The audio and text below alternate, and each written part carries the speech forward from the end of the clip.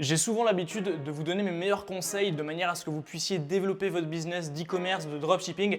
Mais aujourd'hui, c'est pas du tout ce qu'on va faire parce que j'en ai juste marre de voir des sites de dropshipping qui sont moches, qui ne convertissent pas et qui font du mal à notre business. Donc dans cette vidéo, je vais vous partager les 5 erreurs que 99% des boutiques de dropshipping font et clairement ça me sort par les yeux. Donc du coup, je vous fais cette vidéo avec plaisir. J'espère que vous allez prendre des notes. Pensez vraiment à suivre la vidéo jusqu'au bout parce que une de ces 5 erreurs peut clairement vous coûter très cher et j'attends également de vous lire en commentaire pour savoir laquelle vous faites le plus souvent. Donc sans perdre de temps, on va directement rentrer dans le vif du sujet. J'ai coupé les notifications sur mon téléphone pour pas qu'on soit dérangé par des bruits de vente. D'ailleurs, si vous n'êtes pas encore abonné à la chaîne, n'hésitez pas à le faire maintenant. Activez la cloche de notification, comme ça vous raterez pas de prochaines vidéos et on est parti. Alors, première erreur qui est tout le temps effectuée en dropshipping, et ça malheureusement même par des gens qui sont déjà avancés, qui ont déjà fait du chiffre, c'est de mal considérer le fait que le client il est roi. C'est-à-dire que souvent l'argumentation du site est tournée justement vers un intérêt personnel et non pas vers le client. Alors je m'explique. On a souvent tendance à lire notre site. Pourquoi acheter sur notre site? Parce qu'on est les meilleurs, parce qu'on livre rapidement, parce qu'on a un produit qui est 100% trouvable que sur notre site, etc.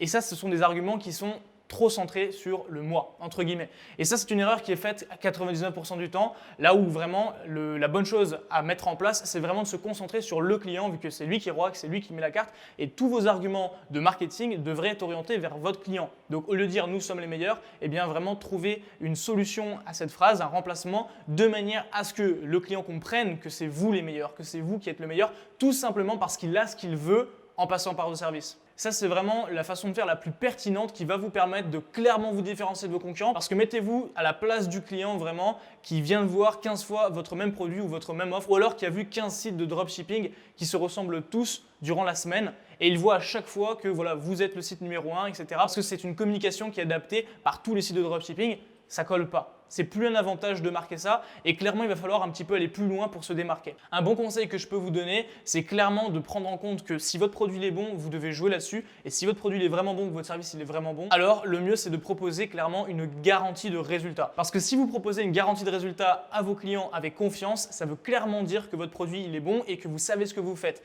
Donc, ça sous-entend que vous êtes numéro 1. Mais encore une fois, on a mis le client au centre. Okay, c'est comme ça que vous devez voir un peu les choses et c'est comme ça que vous allez pouvoir faire la transition vers un business qui est au final pas si développé que ça. Vous faites vraiment un petit peu ce que tout le monde fait vers un e-commerce qui est développé, qui est en place et qui prend les rênes sur un marché qui est déjà existant.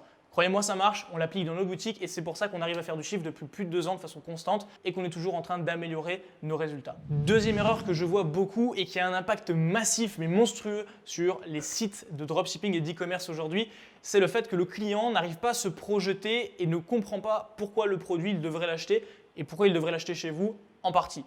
L'idée c'est que si votre client ne voit pas la valeur de l'achat, jamais il ne mettra la carte. Et c'est pour ça qu'on a beaucoup de sites qui ont un mauvais taux de conversion, qu'on a des personnes qui ont beaucoup d'ajouts au panier par exemple, je connais beaucoup de gens comme ça, qui ont beaucoup d'ajouts au panier au niveau du taux d'ajout au panier, mais qui ont un mauvais taux de conversion. Eh bien, c'est clairement une répercussion directe. C'est-à-dire que le client ne voit pas la valeur de l'achat ou alors n'a pas assez ce sentiment d'avoir besoin de ce produit ou de se dire ce deal il est génial. Et le fait que justement le client ne se sente pas autant emballé fait qu'il quitte le site ou fait qu'il ne termine pas l'achat ou qu'il le remet à plus tard. Traduction, qu'il abandonne le panier. D'accord? Donc ça, c'est vraiment ce qui se passe. Et si vous voulez sortir du lot et permettre à vos clients justement d'arrêter de se poser des questions, il va justement falloir les séduire au maximum. Et pour ça, eh bien, vous devez comprendre ce qu'ils veulent. Pour donner de la valeur à votre produit, pour donner surtout de la valeur à un achat, donc pourquoi est-ce que les gens devraient acheter votre produit? Est-ce que vraiment c'est essentiel pour eux? C'est une question qu'ils vont se poser s'ils ne sont pas assez emballés. Il va falloir comprendre qu'est-ce que votre client veut et comment est-ce que votre produit peut avoir un impact dans la vie de votre client. Une fois que vous avez ça en tête, vous devenez vraiment le maître des cartes, c'est vous qui avez la donne et c'est vous qui décidez si oui ou non, clairement, votre client va passer à la caisse. J'exagère un peu, je blague, mais blague à part, au final, c'est vraiment ce qui marche, donc vous devez vraiment mettre en place ça dans votre business, dans votre boutique et sur votre copywriting. Donc, avant qu'on attaque l'erreur numéro 3 de cette vidéo, justement, je vais résumer l'erreur numéro 2. Si vous ne partez pas du principe que votre client, pour acheter, il a besoin de voir de la valeur, vous n'aurez pas de vente. Donc pour augmenter votre taux de conversion, le plus simple, c'est de mettre le client au centre en rappel à l'étape 1. Et ensuite, pour éliminer l'erreur numéro 2, vous devez vraiment comprendre qu'est-ce que le client veut de manière à ce que justement vous pouviez communiquer là-dessus. Donc apporter de réels bénéfices au travers de votre produit. Et si votre client il arrive à se projeter avec l'utilisation de votre produit, eh bien, vous pourrez avoir la vente. Prenons l'exemple où vous êtes vraiment un amateur de café et que vous adorez ça.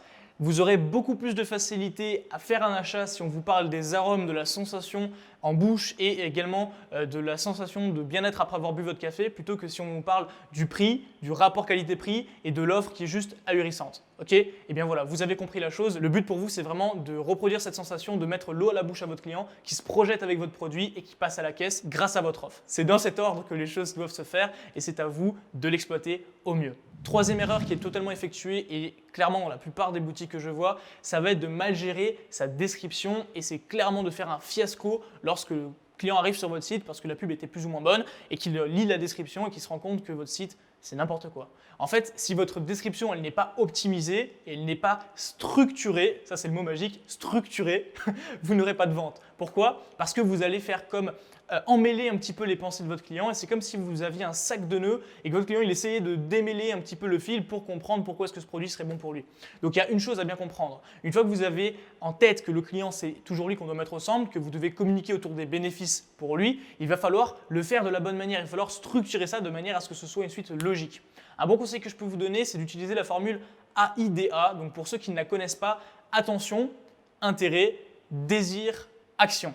C'est un fil conducteur que vous pouvez clairement implémenter sur votre boutique et c'est une formule de copywriting ou de vente qui est vraiment très connue et je vous invite d'ailleurs à l'utiliser parce qu'elle est pas mal du tout. Personnellement, on l'utilise plusieurs fois, à plusieurs reprises en fonction de nos offres ou en fonction de nos descriptions et l'idée c'est vraiment de pouvoir amener la personne qui visite votre site à clairement suivre justement ce fil conducteur, donc à capter l'attention par une phrase d'accroche, ensuite créer de l'intérêt chez lui en présentant justement le produit et surtout les bénéfices, mettant en place du désir chez la personne, alors là en le faisant se projeter avec l'utilisation du produit dans son quotidien et l'action avec un appel à l'action en fin de description. C'est un très bon moyen de structurer votre page produit et je vous invite à l'implémenter et vous me ferez part des résultats dans une prochaine vidéo. On se rapproche maintenant de l'erreur numéro 4, ça commence à devenir intéressant. Il y a plusieurs erreurs que j'ai déjà citées et je prends les paris que vous en avez déjà effectué l'une d'entre elles. Je vous invite à me dire maintenant en commentaire laquelle est-ce que vous avez déjà effectué. Et si vous n'avez pas encore effectué une de ces erreurs, on va passer à la suite. J'aimerais avoir votre retour sur les deux suivantes. L'erreur numéro 4 de cette vidéo, elle est un petit peu plus subtile et clairement,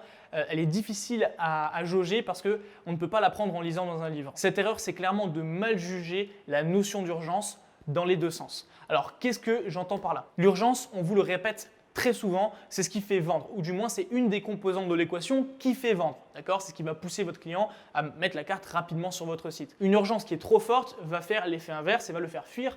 Une urgence qui est trop faible va justement ne pas le pousser à agir sur votre site. Et de ce fait, l'urgence est assez dure à gérer en fonction de plusieurs éléments. Donc vous l'avez compris, il va falloir avoir comme une balance, un équilibre entre le fait de ne pas avoir assez d'urgence ou une urgence qui n'est pas assez forte et une urgence qui est trop présente, qui va vraiment agir comme un répulsif chez votre client.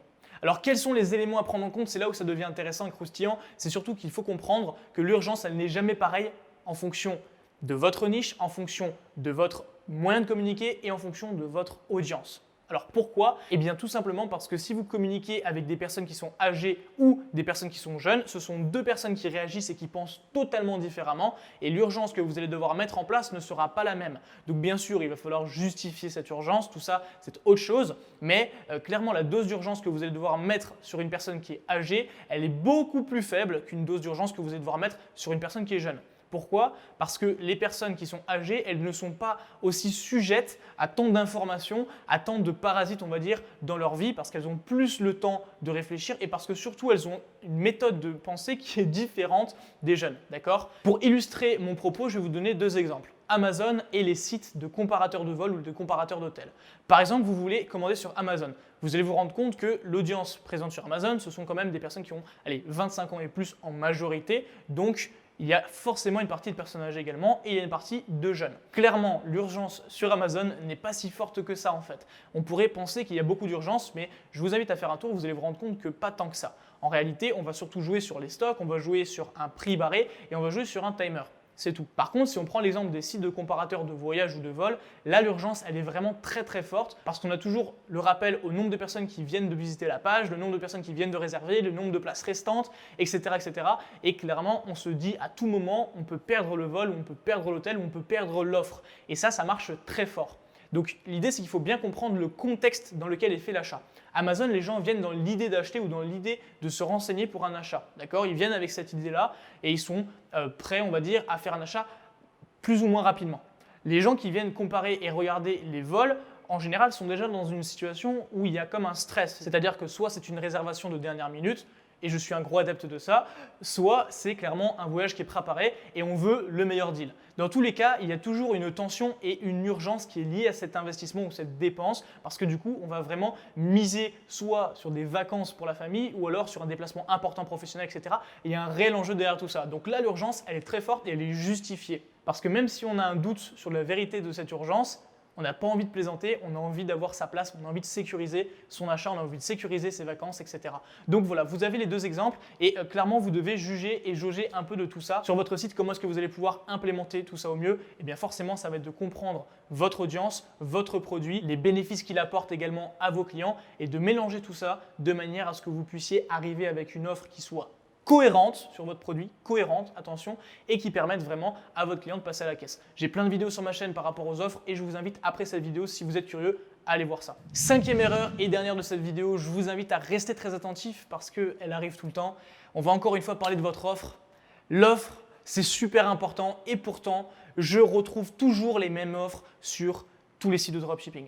Offre de lancement, offre d'anniversaire, offre flash, offre spéciale et j'en passe. Clairement, c'est toujours les mêmes offres, avec toujours les mêmes timers, avec toujours la même rengaine et le prix barré. Vos clients ne sont pas dupes. Alors, ils achètent chez vous parce que tout simplement, il y a un bon deal, mais clairement, les clients qui ont l'habitude de voir ces offres-là, ça ne marche plus, ça ne prend plus et il n'y a plus autant d'effet. Je vous invite à vous référer à tout ce que je vous ai partagé sur les erreurs précédentes, comprendre que votre client est roi, comprendre que les bénéfices de votre produit, surtout l'impact que vous allez avoir dans le quotidien de votre client, c'est ce qui fait vendre. Comprendre également que la structure de votre argumentaire, elle est ultra importante pour ne pas perdre vos prospects, perdre vos visiteurs. Et également que, dans le quatrième temps, on l'a vu, l'urgence, ça doit être bien dosé. Une fois que vous avez tout ça en tête, venez avec une offre qui est cohérente. Donc par exemple, si vous sortez une offre de lancement alors que votre produit, vous l'avez déjà sur le marché et vous avez déjà votre site depuis plusieurs mois, ça colle pas réellement. Et pareil, si vous avez une offre d'anniversaire et que votre offre d'anniversaire, elle dure depuis 4 mois, d'accord? Vous devez vraiment prendre en compte qu'une offre, ça doit être spécifiquement adapté à une situation. Et là, par exemple, c'était le confinement. Une offre sur le confinement, ça aurait pu être largement justifié. D'accord? Donc maintenant, c'est à vous de prendre bien ça en compte, c'est à vous de bien implémenter tout ça. Dites-moi en commentaire quelle erreur vous faites le plus. Et si clairement vous avez apprécié tout ça, que vous voulez peut-être un volume numéro 2, dites-le moi, mettez-moi un pouce bleu, comme ça je le sais. Ça nous permet de faire augmenter la communauté, de mieux référencer nos vidéos. Et je vais m'arrêter là. Vous connaissez comment est-ce que marche YouTube. Maintenant, si vous vous êtes rendu compte que ces erreurs, vous les effectuez sur votre boutique ou vos boutiques, ou alors que vous vous apprêtez à les faire et que vous souhaitez passer à l'étape supérieure, je vous invite à vérifier les 2 premiers liens sous cette vidéo. Premier lien où je vous apprends exactement ce que je fais, je vous donne la méthode que j'utilise pour passer de 0 à 1000 € par jour en moins de 72 heures. Et deuxième lien pour les personnes qui souhaitent aller plus loin, développer leur marque, faire du business sur le long terme, mais là, ça s'adresse seulement aux personnes qui sont déjà avancées. On a fait le tour, je vous remercie pour votre visionnage. Évitez de faire ces erreurs, ce serait bête. Et on se dit à très vite. Portez-vous bien.